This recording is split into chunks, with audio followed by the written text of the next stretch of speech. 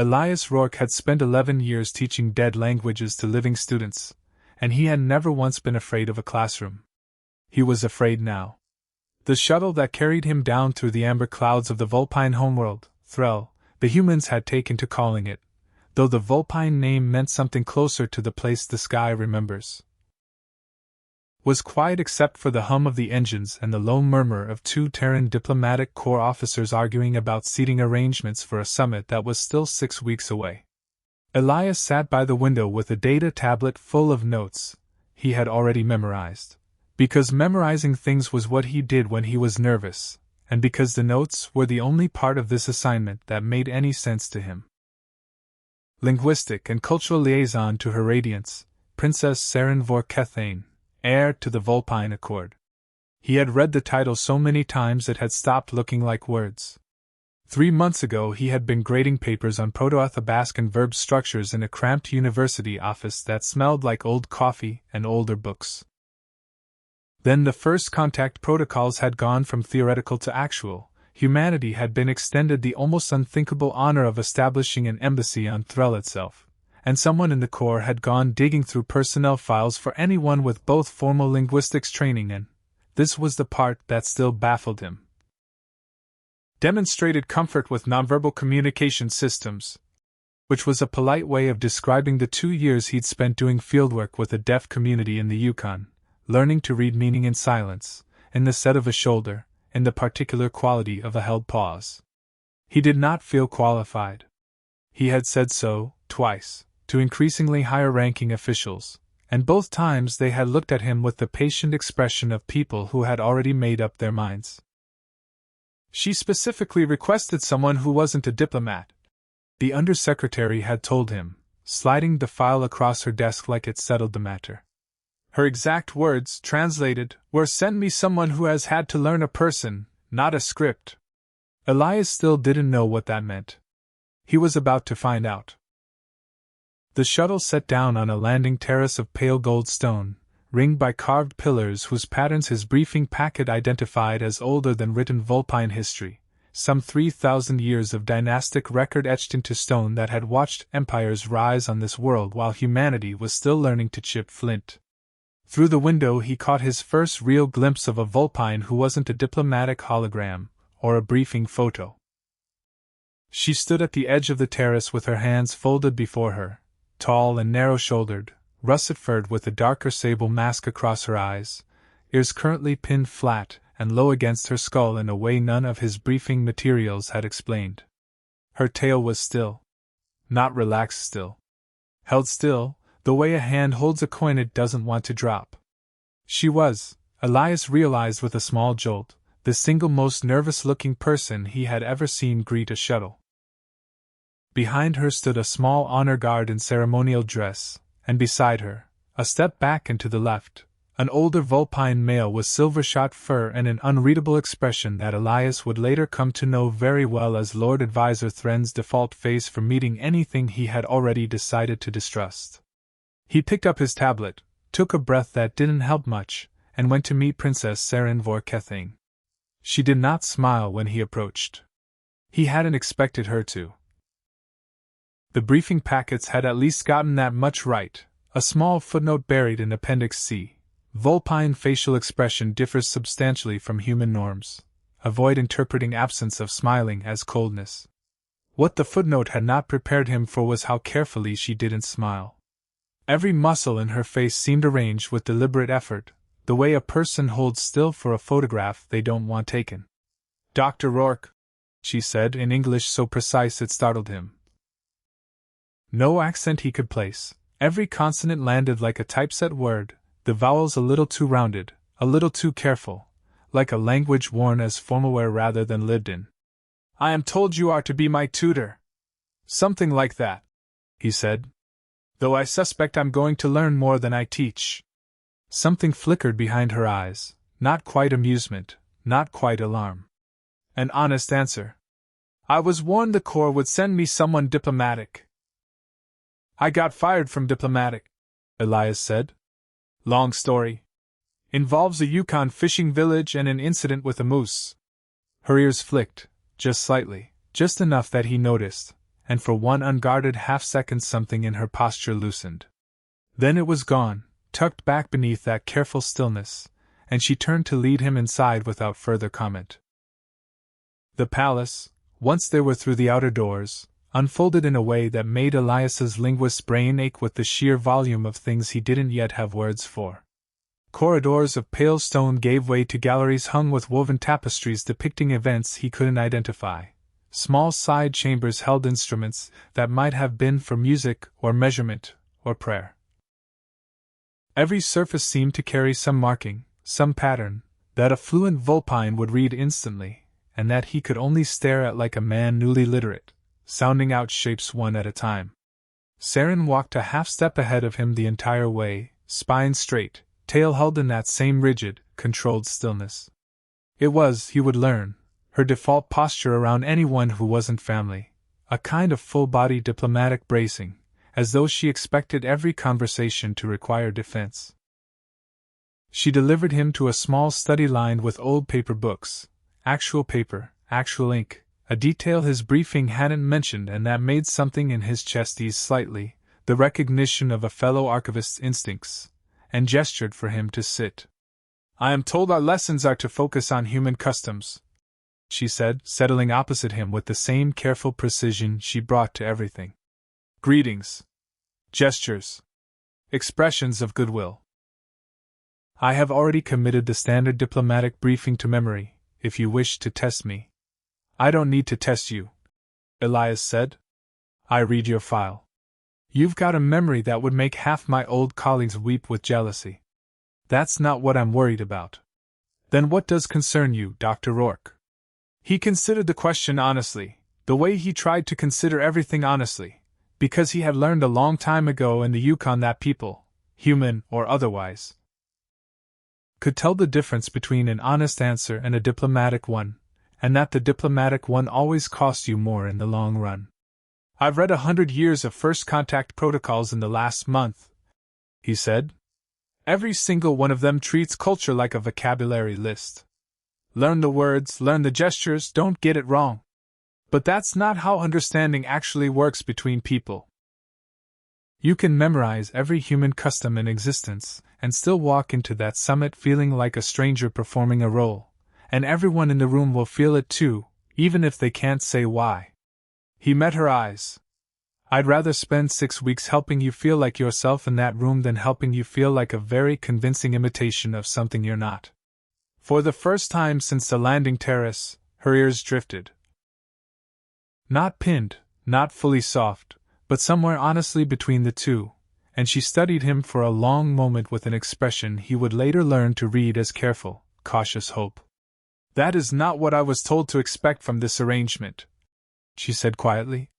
"Good," Elias said. "I'd hate to be predictable."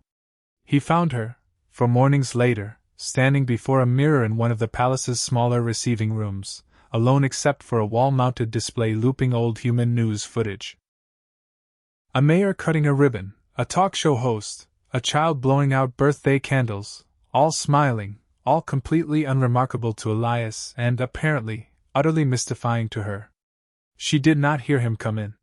He watched her lift the corners of her mouth by hand, actual fingers, pressed to her own lips, physically dragging them upward, and hold the expression while she stared at her reflection with an intensity that looked almost like grief. Her other hand gripped the edge of a side table hard enough that her knuckles had paled beneath the fur. The expression she produced was not a smile. It was something closer to a grimace worn by a woman trying very hard not to look like she was in pain, teeth showing in a narrow, tense line, ears flattened, tail rigid behind her. In the mirror, over her shoulder, Elias caught his own reflection reacting before he could stop it, a small, involuntary wince. She saw it too. Her hands dropped from her face like she'd been burned. "I did not hear you enter," she said, and her voice had gone very flat, very formal, the voice he was beginning to recognize that she used when she wanted to close a door before anyone could see what was behind it. "I should have knocked. I'm sorry." He stepped further in anyway, because retreating now felt like it would confirm something she already believed about herself. "Saren. What are you doing?" Preparing. She turned from the mirror fully now, chin lifted, every inch the princess. The summit is in 6 weeks. Every recording I have studied shows that humans consider smiling to be the fundamental gesture of welcome. I am told that if I do not smile at your delegates, they will read hostility where none exists. I am attempting to correct this deficiency. It's not a deficiency. It is a problem, she said, and there. That was the first crack he'd seen in her, a fraction more heat in her voice than she'd allowed herself all week. Every staff member who has walked in on my practicing has found some reason to leave the room quickly afterward. I have been informed gently that my attempts are, the word used was unsettling. How many mornings has this been going on? She hesitated, which was, in itself, an answer. Since the assignment was announced. 2 months, perhaps. Before you arrived. 2 months. Elias thought of the expression he'd just seen in the mirror. Teeth bared in a thin, controlled line, ears pinned, body rigid, and did the arithmetic on how many mornings that added up to, how many times alone in an empty room she had forced her own face into a shape her entire biology screamed was wrong, and felt something in his chest tighten with an anger he hadn't expected and didn't entirely know what to do with. "Can I ask you something?" he said carefully.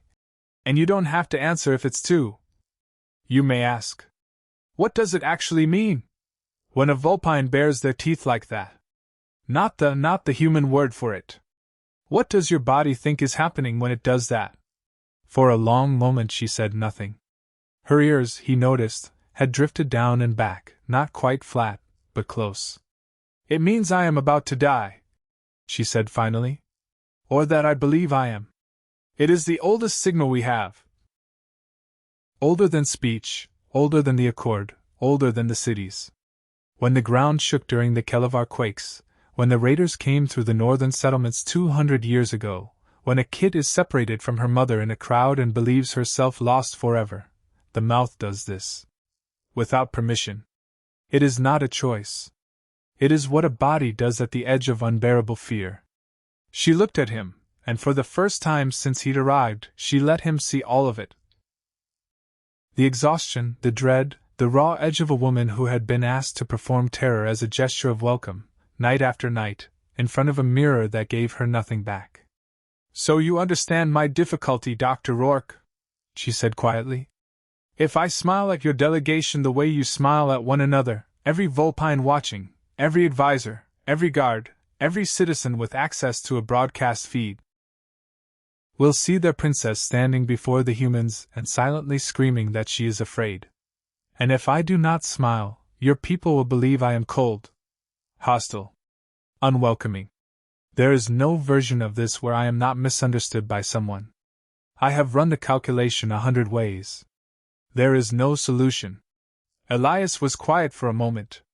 Then he did something he would spend the rest of that week second-guessing. He crossed the room and sat down, not opposite her, but beside her, on the low bench in front of the mirror, so they were both facing their own reflections instead of each other. "Can I tell you what I actually see?" he said. "When your ears do that thing they just did? Drifting back like that?" She went very still. "What thing?" "That thing. Right now." He nodded at the mirror. "I don't know the Vulpine word for it. But I've watched you do it 4 times this week. Once when I made the moose joke, once when one of your advisors mentioned your mother, once just now when you admitted you'd been practicing alone. It's not fear. It doesn't look anything like the expression you were just forcing onto your own face. It looks like," he searched for the word, "like something honest slipping out before you can stop it." Her ears, at that exact moment, did it again. She noticed him noticing, and for the first time, she didn't immediately smooth her expression back into diplomatic stillness. She just looked at him in the mirror, something unguarded and startled passing over her face, and said, very quietly, "No one has ever pointed that out to me before." "Maybe no one was looking," Elias said. "For what it's worth, I don't think the answer here is teaching you to fake a human smile.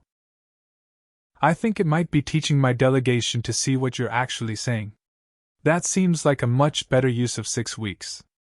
She was quiet for a long time, watching their two reflections side by side, the mismatched pair they made, fur and skin, ears and hair, 6 weeks and an entire species apart, and something in her posture, for the first time since the landing terrace, began, very slowly, to unclench. 6 weeks, she repeated, half to herself. It does not feel like enough time to unlearn 2 months of practice. It's not about unlearning, Elias said. It's about believing something different was true the whole time. They did not touch facial expression drills again for 11 days. Instead, Elias began asking questions no cultural briefing had ever thought to ask, and Saren, cautious at first and then with growing hunger, began answering them. What does it mean when your tail does that slow curl at the end? Contentment. It is involuntary, like your species sighing, I am told, though we do that as well, separately. And the low sound, the humming? I heard it once through the door, when you thought no one was near. She had gone very still at that question, ears pinning halfway before she caught them. That is not something I do in front of others, she admitted. It is private. A sound of comfort. My mother did it while she read to me as a kid. I did not know it could be heard through a door. I won't mention it again if you don't want me to. I did not say that. Her tail had curled, just slightly at the tip. I said it is private. There is a difference between private and forbidden. Elias learned to watch for these distinctions, filing them away with the same care he'd once given to grammatical case systems. Private did not mean forbidden. Ears drifting back did not mean submission, not exactly. It meant something closer to I am letting my guard down around you, notice this, please notice this. A low, barely audible hum was not background noise. It was the Vulpine equivalent of a hand reaching for another hand. A tail held loosely, allowed to sway rather than curl protectively around its owner's own body, meant something closer to I trust the ground beneath me and the person beside me both. He learned, too, that Vulpine had an entire vocabulary of touch that carry no equivalent in human custom at all, a brief brush of the outer wrist against another's, meaning something between I see you and I am glad you are here. A slow, deliberate blink held a fraction too long, which functioned almost like a held breath of trust. The loose, unhurried curl of a tail around another's ankle, reserved, she told him, with visible reluctance to admit it, almost exclusively for family, and on rare occasion for someone a person hoped might become something like it. In exchange, he told her about humans. Not the sanitized version from the briefing packets, the real, messy, contradictory truth of it. He told her about his sister's wedding, where the groom had cried so hard during his vows that he couldn't finish the sentence, and how the whole room had loved him more for it, not less. He told her about the awkward first date he'd been on years ago, where he and the other man had both laughed so nervously that neither of them could order food, and how it had turned, eventually, into 3 good years together before it ended amicably and they were still friends. He told her about grief, and how some of the people he'd loved most in his life barely smiled at all. His own grandmother, dead 6 years now, who had shown love entirely through the food she pressed into your hands and the silences she let you sit in, who he still sometimes reached for the phone to call before remembering, all over again, that she was gone. Saren listened to that last story with an intensity that surprised him, ears fully forward, tail gone completely still, not the rigid stillness of formality this time, but the stillness of someone listening with their whole body. You understand loss, she said when he finished. Not merely as a concept. As a place you still return to. Everyone does, eventually, Elias said. I think that might be one of the only things every species has in common. Everybody's grandmother or mother or whoever it is. Everybody has someone they reach for out of habit before they remember. My mother, Saren said softly, used to say that grief was simply love with nowhere left to go. I did not understand it when she said it. I believe I am beginning to. Elias did not push further. He had learned, in the Yukon, that grief opened at its own pace or not at all, and that the kindest thing you could do was simply stay in the room while it did. Humans don't actually trust perfect smiles, he told her, on another evening, while the amber light of Threll's long dusk came slanting through the windows of the small salon where their lessons had migrated. We trust the effort. The awkward laugh. The crooked grin. The moment right before someone finds the right words and you can see them searching for it. Perfection reads as performance. And people can always tell when they're being performed at. Then what would you have me do? She asked. On the day of the summit, in front of every camera on a dozen worlds, if not perform? I don't know yet, Elias admitted. But I don't think it's going to be a smile. I think it's going to be something that's actually yours.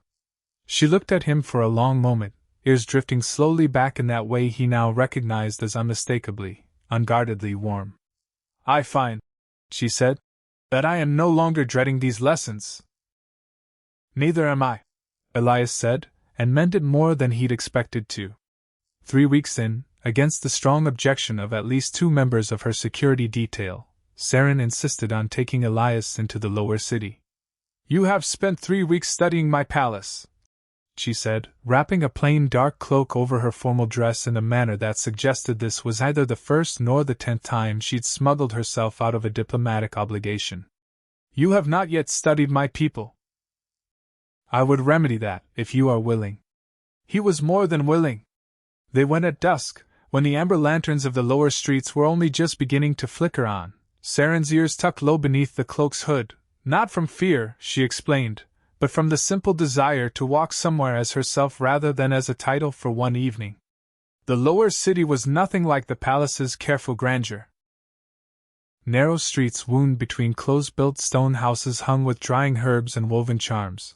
The sound of some stringed instrument drifted from an open window. Children, kids, he corrected himself, still relearning the vocabulary, chased each other between market stalls with tails streaming behind them like small, delighted banners. He watched, fascinated, as a vendor recognized Saren despite the hood, some tell in her posture, or perhaps simple familiarity, and greeted her not with the formal bow the palace staff offered, but with a brief, warm brush of wrist against wrist. The gesture, she told him, meant I see you. I am glad you are here.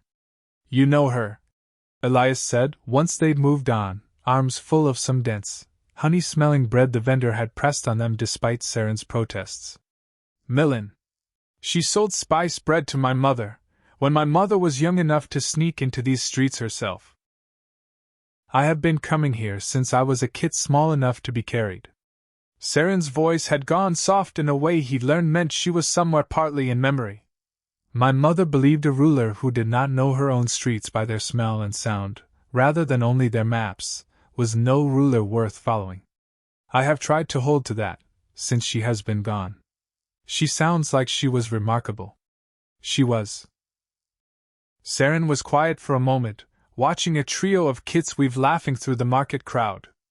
I think she would have liked you, Elias Rourke. She had very little patience for diplomats who spoke without meaning anything, and considerable patience for anyone willing to actually listen. They found a low stone wall overlooking a small square and sat, sharing the honeyed bread, watching the lower city settle into evening around them. Lanterns catching one by one, the stringed instrument joined now by a second, some low conversation and laughter drifting from a nearby doorway. 6 weeks did not feel like enough time, when I began, Saren said quietly, watching the lanterns. I find now that I am afraid it will not be enough time regardless of what happens at the summit. Not for the reason I first believed. Elias didn't ask her to clarify. He thought, watching her profile in the lantern light. The soft set of her ears, the loose curl of her tail against the stone, that he understood exactly what she meant, because he had begun to feel the same fear settling into his own chest days ago, and had not yet found the courage to name it aloud either. They stayed until the second moon had cleared the rooftops, talking of smaller things now. The stringed instrument, which Saren identified as a vethra, traditionally played only at dusk because the wood warped in direct sun. A scar along her left ear that she admitted, with visible reluctance, came from a childhood dare involving a neighbor's temperamental hunting bird, the particular ache of being raised knowing your life was never entirely your own to spend as you pleased. Do you resent it? Elias asked. Being born into all this. The council, the succession, the eyes on you constantly. She considered the question with the same careful honesty she brought to everything. I did, for a time, after my mother died and the weight of it fell to me all at once, with no one left to share it. I resented it a great deal some nights. But I do not think I resent it now. I think, instead, I have simply been waiting, without knowing I was waiting, for someone who did not see the crown first and the person second. Her tail curled, unhurried, around the edge of the stone wall between them. You have never once looked at me as though I were only a title, Elias. I did not know how starved I was for that, until you gave it to me without seeming to notice you were doing anything remarkable at all. It never felt remarkable, he admitted. It just felt like paying attention. Perhaps, Saren said softly, that is what makes it remarkable. That it costs you nothing, and yet no one else has thought to offer it. The walk back to the palace, when they finally rose from the wall, was quiet and unhurried, lanterns thinning as the streets gave way to the terraced hill leading up toward the palace gates, and neither of them spoke much, not from any absence of things to say, but from the particular comfort of two people who had, somewhere over the course of one lantern-lit evening, stopped needing to fill every silence between them. The trouble, when it first came, arrived in the shape of Lord Advisor Thren, a senior member of the Accord Council, silver-furred and precise, who had opposed the human embassy from its first proposal and had not softened his position in the months since. Elias found himself summoned to a private audience 3.5 weeks before the summit, in a chamber lined with old carved stone that made his footsteps sound too loud. You have been alone with the princess a great deal, Dr. Rourke, Thren said without preamble. Long past what is required for cultural instruction. The lower city, I am told, on more than one occasion. Without full security clearance. We've been doing the work you assigned me to do, Elias said carefully. Have you? Thren's tail moved in a slow, deliberate sweep, a gesture Elias had learned, from Saren, usually indicated controlled displeasure. The princess has not produced a satisfactory human expression of welcome. Her advisors report she instead spends her lessons laughing. Do you understand what is at stake here, Doctor? An entire species' first impression of the Vulpine Accord rests on 6 weeks of your tutelage, and you have spent it teaching my future sovereign to giggle in market squares.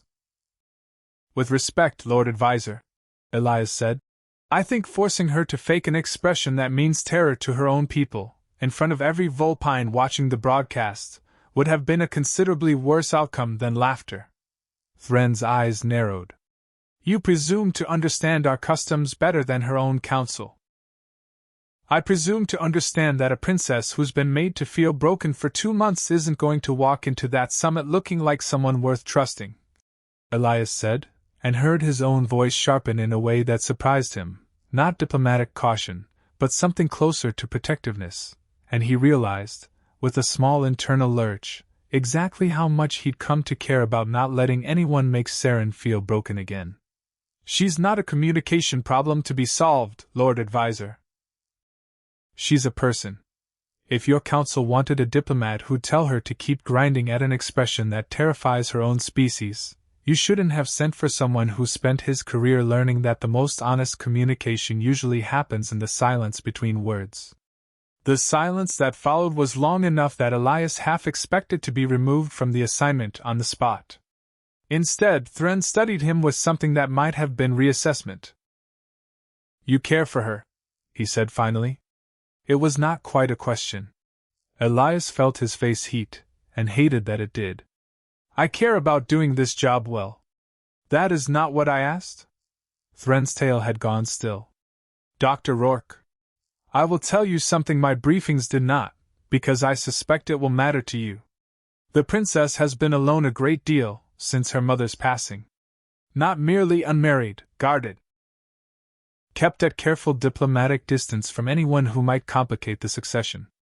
3 suitors in as many years, each vetted, each approved by this council, and she has turned away every one of them with the same careful, exhausted courtesy.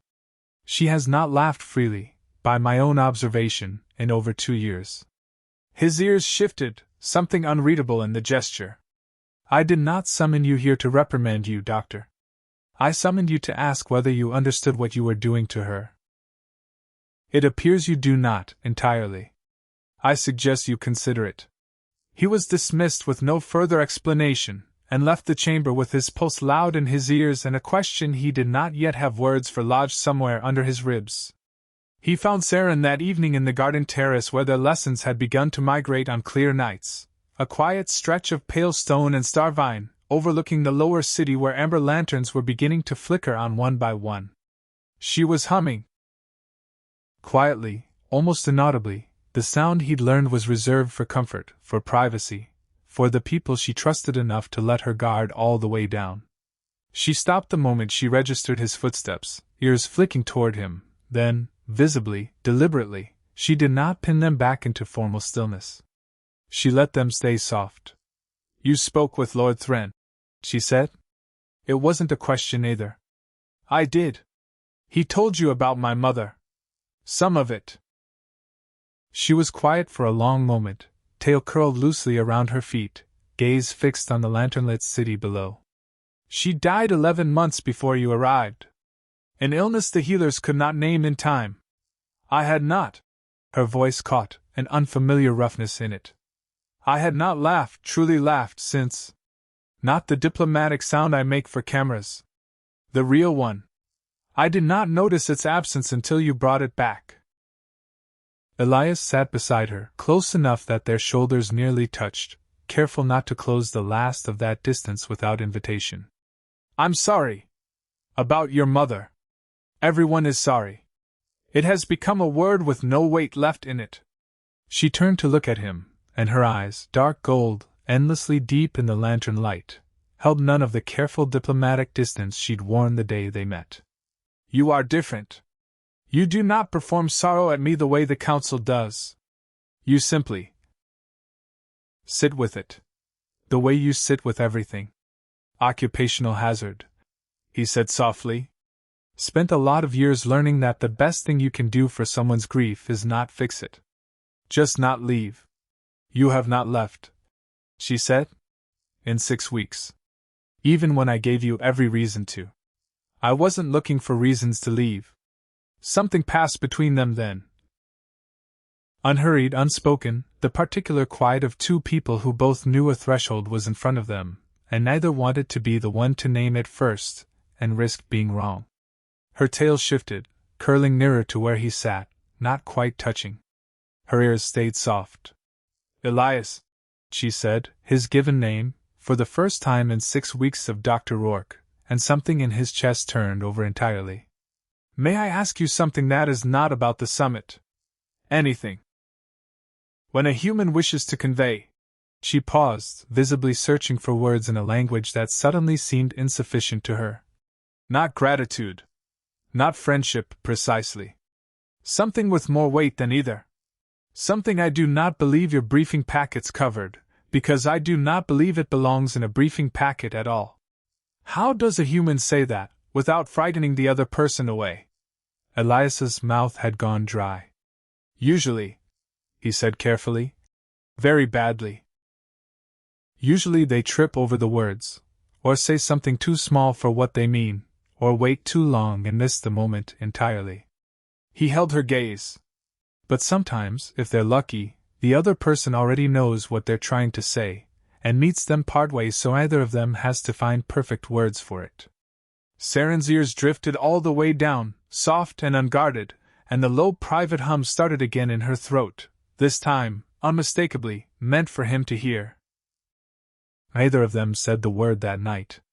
But when her hand found his on the cool stone bench, fingers curling loosely around his, he understood that some things were said far better in silence than they ever could be in speech, a lesson, he realized with something like wonder, that he had spent his entire career teaching other people and had needed a fox-eared princess on an alien world to finally, fully learn for himself. Word of the princess's growing attachment to her human tutor reached the council within days. Threll's palace, Elias was learning, kept few secrets for long, and the response was immediate and divided. Some advisors, mostly younger, saw it as a hopeful sign, proof that the Accord's first contact with humanity could be built on something warmer than treaty language. Others, Thren's faction chief among them, saw it as a dangerous complication threading itself through an already fragile diplomatic moment. "You understand," said Advisor Morel, a stern presence with cream-colored fur and an unreadable tail, cornering Elias in a palace corridor 5 days before the summit, "that whatever is developing between you and Her Radiance cannot be permitted to become the story the summit tells.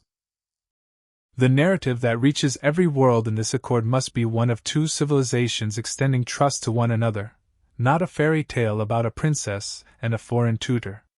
Do you understand the difference, Dr. Rourke, or has your judgment become as compromised as your affections?" The words stung more than Elias wanted to admit, mostly because they weren't wrong to ask. He had come here to do a job. Somewhere in 6 weeks it had become something he no longer had words to categorize. He found Saren that night visibly shaken by a version of the same conversation, delivered with rather less diplomacy by Lord Thren himself. "They believe I am compromised," she said, pacing the length of her private study, tail lashing in a way he'd never seen from her before. Agitation, not the controlled displeasure of her advisors but something rawer. "They believe that whatever exists between us will be read by your delegation as manipulation. A princess softening the humans through affection rather than honest diplomacy. They want me to distance myself from you before the summit. For the sake of the accord." Elias felt something cold settle in his stomach. "Do you agree with them?" "I do not know." She stopped pacing, facing him fully, ears pinned in genuine distress now, not the practiced stillness of diplomacy but real fear laid bare. "I know that 6 weeks ago I could not imagine standing before your delegation without dread. I know that now the thought that frightens me most is not the summit at all. It is the thought of doing it without you beside me, and having no honest way to explain why that terrifies me more than a room full of cameras." "Then don't do it without me," Elias said, crossing the room to close the distance between them, no diplomatic caution left in him at all. "Saren, I'm not here to be your secret. If what's between us is real, it doesn't need to be hidden to be legitimate. Let them see two people who found something honest across an impossible distance. If that's not a good enough story for the Accord, I don't know what is." She looked at him for a long, searching moment, and then, for the first time in 6 weeks, her ears lifted and her tail curled, and the low hum in her throat rose audible enough that he felt it as much as heard it, warm and unmistakable and entirely her own. "Lord Thren," she said quietly, "will simply have to trust that I know my own heart better than his counsel does." It was not, in the end, the counsel that nearly broke them. It was fear, arriving in its own quieter, more ordinary shape, 4 days before the summit. Saren withdrew, not fully, not coldly, but in the small, careful ways he had learned to recognize from their first week together, ears held a fraction too stiff, tail curled protectively rather than loose, answers grown shorter and more formal. She cancelled one evening's lesson entirely, citing council preparations. Then a second. Elias found her, finally, on the 3rd evening, in the same garden terrace, and did not sit beside her this time. He stood at a careful distance, giving her the room to close it herself if she chose to. "You've been avoiding me," he said, without accusation, just fact laid gently on the table between them. "Yes," she admitted, which surprised him more than a denial would have. "I have been afraid, Elias, and I did not know how to say so without it sounding like retreat." "Afraid of what?" She was quiet for a long moment, ears drifting down, tail gone still. "I have watched my council debate for 4 days whether what exists between us is a diplomatic liability. I have watched Advisor Morel calculate, aloud, in front of me, how the story of a princess and her human tutor might read on a dozen worlds. And beneath all of it, Elias, I have been afraid of something far smaller and far more selfish than any of their arguments." Her voice dropped, rough at the edges. "I have been afraid that once the summit is finished, once the treaty is signed and your assignment here is complete, you will simply go home. That I have allowed myself to feel something enormous for a man whose posting here has an end date, And that I did not ask, before I let myself feel it, what happens to me when that date arrives. Elias felt something in his chest crack open at the rawness of it. Not the polished diplomatic fear the council had voiced, but the plain, human-shaped fear underneath, the kind he recognized instantly because he'd been quietly carrying a version of it himself for a week and hadn't found the courage to say so either. Saren, he said, crossing the distance now, no hesitation left in him.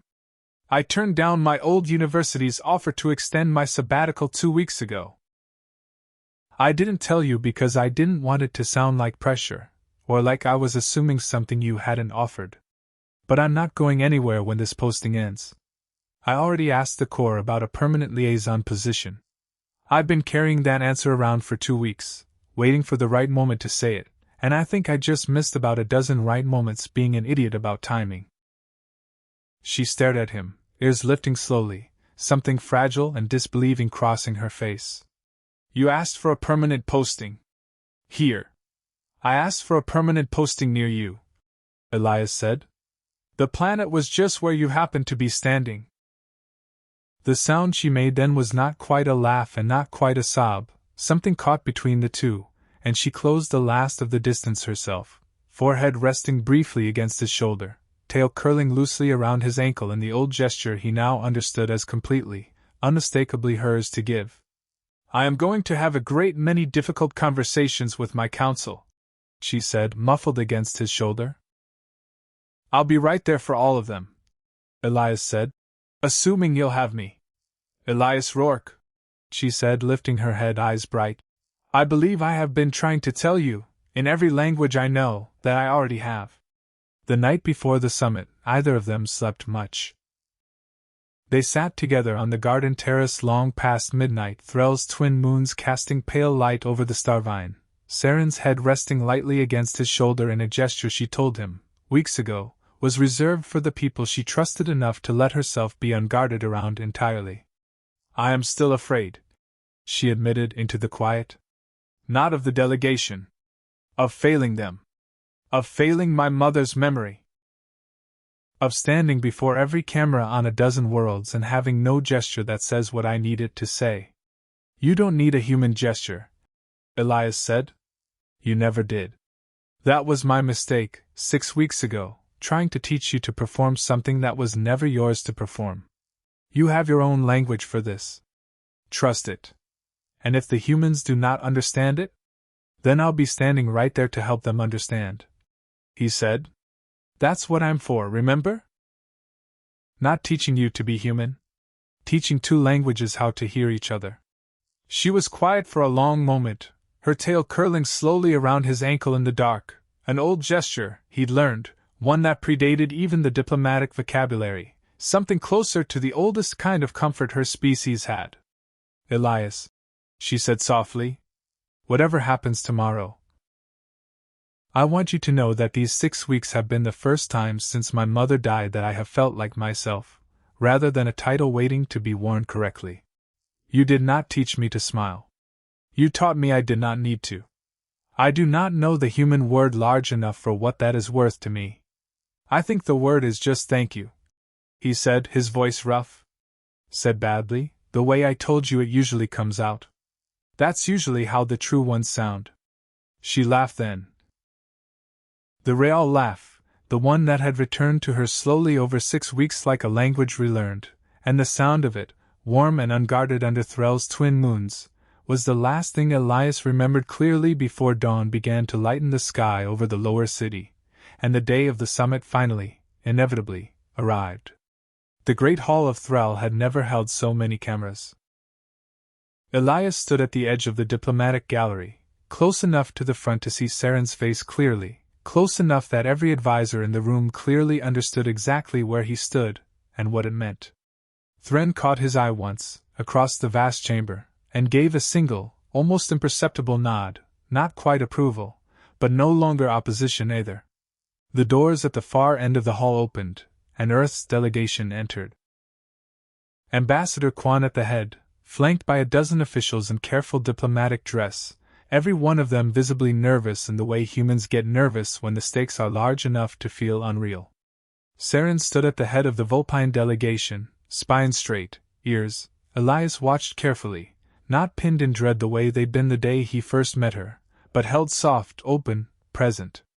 She did not force the corners of her mouth upward. She did not grind her teeth into that thin, terrified line she had practiced alone in front of a mirror for 6 agonizing weeks. Instead, as Ambassador Quan stopped before her, hand half lifting toward the traditional human handshake, Saren bowed her head slightly, a gesture of respect that needed no translation, and let her ears relax fully, visibly, for every camera in the room to see. Then she extended both hands, palms upturned, fingers loosely spread, in the old Vulpine gesture that Elias had learned, weeks ago, on a quiet garden terrace, meant something far larger than a handshake ever could. I offer you my open hands and everything they are not holding. I offer you the whole of my trust, with nothing hidden behind it. He watched Ambassador Quan hesitate, one beat two, clearly searching for the correct human response to a gesture no briefing packet had prepared her for. Then, from the gallery, in a voice pitched to carry, Elias spoke. Ambassador. If I may. Every eye in the hall turned toward him, and he felt Saren's gaze find his across the distance, warm and steady. That gesture is the princess offering you complete trust. It is the single greatest honor a Vulpine can extend to another person.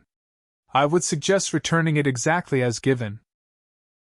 Ambassador Quan looked at him for one more beat, then, understanding dawning, lowered her own hand from its half-raised handshake and instead reached out with both palms upturned, mirroring the gesture back precisely.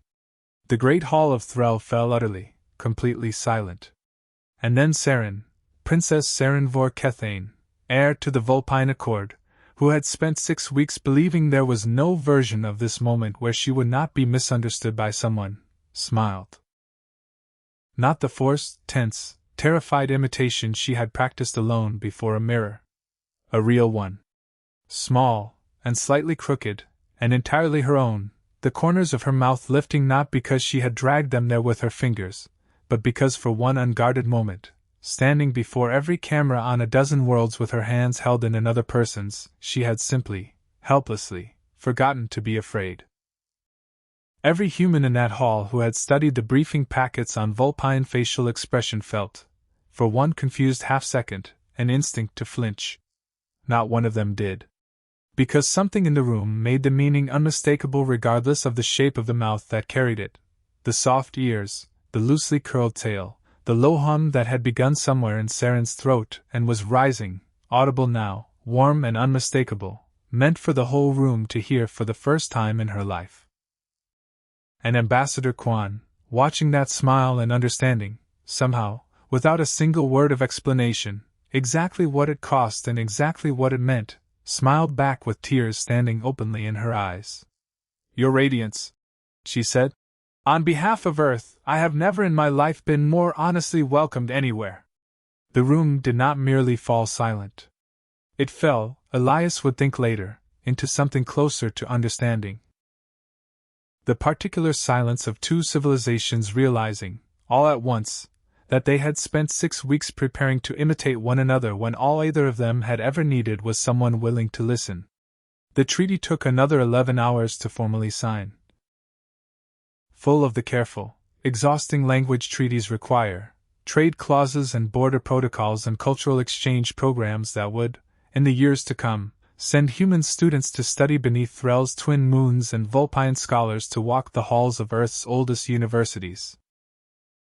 Elias stood through most of it at the edge of the gallery, watching Saren navigate a full day of diplomacy with an ease that hadn't existed in her 6 weeks ago, and feeling something settle in his chest that he didn't yet have a word for either. Between sessions, Ambassador Quan found him near a side hall, studying him with open curiosity. You're the linguist, she said. The one who spoke up. Elias Rourke. That gesture you explained. How long did it take you to learn what it meant? 6 weeks, Elias said. Though I think I'm still learning it.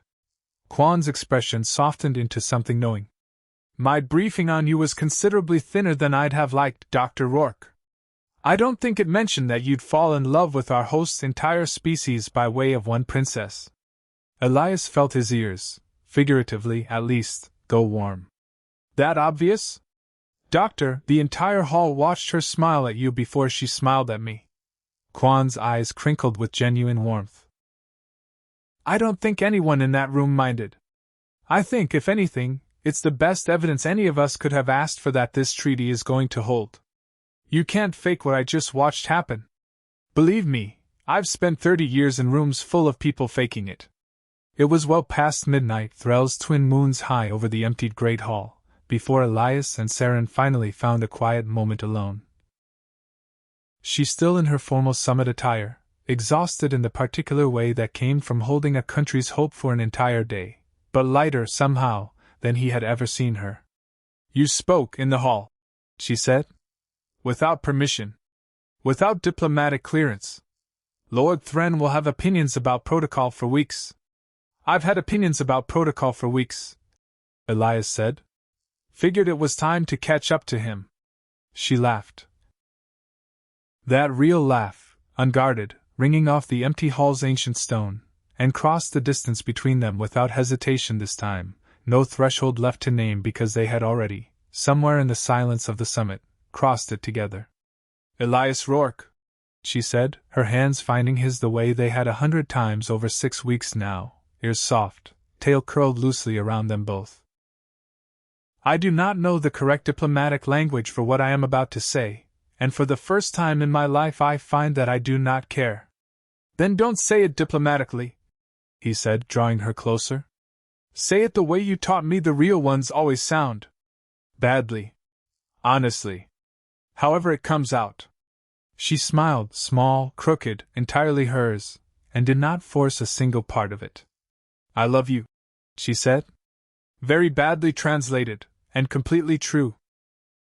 That's the best kind, Elias said, and kissed her. No briefing packet, no protocol, no careful diplomatic distance between them at all, just two people from two worlds who had spent 6 weeks learning that the truest things were never the ones you performed, but the ones that simply, finally, arrived.